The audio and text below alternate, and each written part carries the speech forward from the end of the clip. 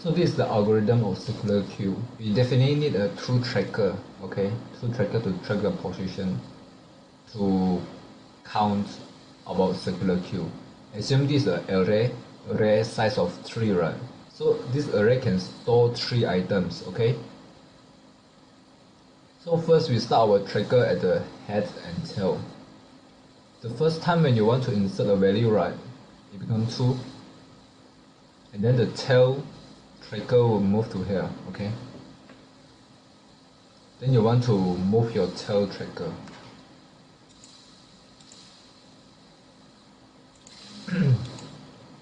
So you move your tail tracker into here, okay? And then the next round, right, when you insert the value into the tail, right, then your tracker will become in here, okay? And then you insert the value again, then the tracker will be moved into here, okay? Then you need to add a checking condition to move it into back to here, okay? Then when it exceeds the size of 3, right, since our array size is 3, okay? So you need to add one checking condition. This is just my thought. I didn't see any algorithm from internet. So when you want to reset it, right, reset it to in the first position, right, move the tracker back into here.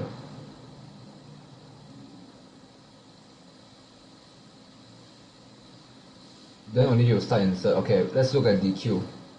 Now we are doing dequeue. If we are doing dequeue, right, all we do is we will remove the head position, okay? We will remove the head position. When we remove the head position, right, our marker will be in here. The head will be in here, okay? The head will be in here. And then when we remove one time again, then the tracker will be in here. Then the head and tail will be at the same position. And let's try enqueue again. When you want to enqueue, right, since your tail in the last position already, like just now I say, your marker will move to the front, okay? Move to the front, then you insert the value again. When you insert the value again, and then your marker will move into here. The marker will move into here. Then the next round, right, then you insert the value again. So the problem is, how do you want to print the array? Say the array index, right? The array index is 0, 1, 2, okay? The array index is 0, 1, 2, 0, 1, 2, okay? If it's still linear, we don't have problem to print it. If it's still linear, we don't have any problem to print head and tail. When it's still linear, we don't have problem to print it, okay? Head and tail, 0, 1, 2.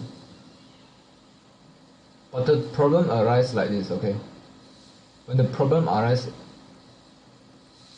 when your head is larger than tail, when your head is larger than tail, it's a problem, okay? So you need to solve this. So when your head is larger than tail, how do you want to print this array? That's one question. You need to solve it.